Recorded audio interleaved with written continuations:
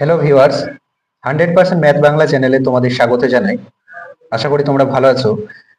দেখো, আজকে আমরা এসেছি দশম শ্রেণীর গণিত যে কোষে দেখি 2 নম্বর চ্যাপ্টার রয়েছে, সেখানে সরল সুদ কষা। তোমরা জানো এখানে যে শর্ট কোশ্চেন পড়ে এমসিকিউ, সেগুলো পরীক্ষাতে কিভাবে খুবই সহজেই খুব দ্রুত করতে পারবে, তার জন্য আমি সহজ ট্রিক নিয়ে এসেছি।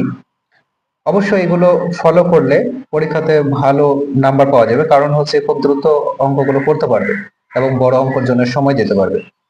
দেখো, 1 নম্বর যে প্রশ্ন রয়েছে, কোন মূলধন 5 বছরে দ্বিগুণ হলে সুদের হার কত? তাহলে এখানে কি বার করতে বলেছে? সুদের হার, মানে আর এর মান বার করতে বলেছে। সময় দেওয়া আছে, দ্বিগুণ হয়েছে, তাহলে আমরা এখানে ধরে নেব যে আসল 100 টাকা, সুদের হার বার করতে বলেছে, তাই আমরা 100 ধরে নিলাম। আসল হচ্ছে 100। দেখো, এইভাবে ডায়াগ্রাম করে তোমরা করে নিতে পারবে, কারণ আমাদের শুধুমাত্র উত্তর দরকার। এগুলো যখন 2 নম্বরে পড়াবো তখন আমি বলবো কিভাবে বড় করে করতে হবে। তো 100 টাকা, সেটা 5 বছরের দ্বিগুণ হয়েছে। কত বছর সময় লেগেছে? 5 বছর। এইভাবে নিচেতে লিখবে 5 বছর দ্বিগুণ হয়েছে, মানে 200 টাকা হবে। অর্থাৎ বাড়লো কত টাকা বলো তো? 100 টাকা বেড়েছে, তাই না? তাহলে এই যে 100 টাকাটা 5 বছর লেগেছে বাড়তে, তাহলে প্রত্যেক বছরে কত করে বাড়লো? তাহলে 100 ভাজিত যদি আমরা 5 করি, তাহলে কাটাকাটি করলে 20 আসছে। দেখো, তাহলে কত হচ্ছে? 20%। অর্থাৎ 100 টাকাটা 1 বছরে 20 টাকা বাড়ছে, তাহলে 20% হচ্ছে। বোঝা যাচ্ছে? তাহলে দেখো, তোমাদের জন্য পরে প্রশ্ন, তোমরা নিজেরাই অ্যান্সার করতে পারবে। কোন মূলধন 8 বছরে 5 গুণ হলে সুদের হার কত? 8 বছরে কত গুণ হয়েছে? 5 গুণ। তাহলে সুদের হার কত? 100 টাকা ধরে নেবে আসল। কত গুণ হয়েছে সেটা আগে লিখবে এখানে। 5 গুণ হয়েছে মানে 500 টাকা হবে। 100 টাকার 5 গুণ মানে 500 টাকা। তাহলে বাড়লো কত টাকা? 500 থেকে 100 বাদ, মানে আসলটা বাদ, বেড়েছে 400 টাকা। এই যে 400 টাকাটা কত বছর লাগিয়েছে বাড়তে? 8 বছর। 400 টাকাটা 8 বছর সময় নিয়েছে বাড়তে। তাহলে প্রত্যেক বছরে কত করে বাড়লো? 400-কে যদি আমরা 8 দিয়ে ভাগ করি, তাহলে আমরা পেয়ে যাব। তাহলে 8 5 40, একটা শূন্য। তাহলে হচ্ছে 50%।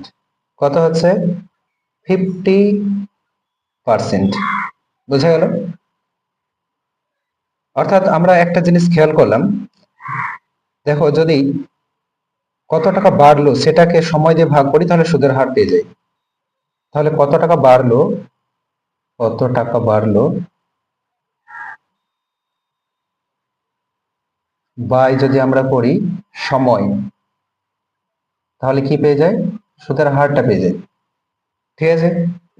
অর্থাৎ আর এর মান পাবো।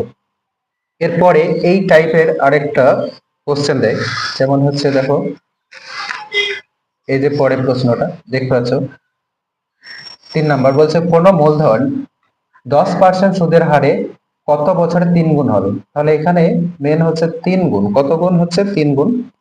আর 10% সুদের হার দেওয়া আছে, তাহলে ধরে নেবে যে 100 টাকা 3 গুণ হয়েছে, মানে 300 টাকা হয়েছে। তাহলে বাড়লো কত? 200 টাকা বেড়েছে, তাহলে সুদ পেয়েছে 200 টাকা। 10% করে বছরে বাড়ছে 100 টাকাতে 10 টাকা। তাহলে কত বছর সময় লাগবে 200 টাকা বাড়তে? তাহলে 200-কে যদি আমরা 10 দিয়ে ভাগ করি, তাহলে পাবো 10 দুগুণে 20, 20। 10 20 200, তাহলে 20 বছর সময় লাগবে।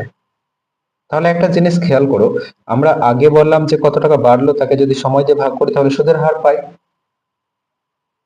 আর যদি আমরা যে টাকাটা বাড়লো তাকে সুদের হার দিয়ে ভাগ করি, তাহলে বছর পেয়ে যাচ্ছি।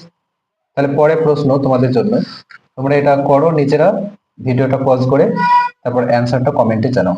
কোন মূলধন 20% সরল সুদে কত বছরে 4 গুণ হবে? তাহলে ধরো 100 টাকা ছিল, সেটা 4 গুণ হবে, মানে 400 টাকা হবে। অর্থাৎ বাড়বে কত? 300 টাকা বাড়বে। কত পার্সেন্ট সুদের হার দেওয়া আছে? 20%। এই যে 20% কথার অর্থ কি জানো? যে 20% মানে হচ্ছে পার, মানে হচ্ছে বাই, আর সেন্ট মানে হচ্ছে 100-তে। তাহলে 20/100, অর্থাৎ 100 টাকাতে বেড়েছে 20 টাকা। তাহলে এখানে 100 টাকা ধরেছি, তাহলে এটা আসল ছিল। এখন আমরা করব 300/20, 20 15 300, তাহলে কত আসছে? 15 বছর। যারা যারা সঠিক করেছিল তারা কমেন্টে জানাবে।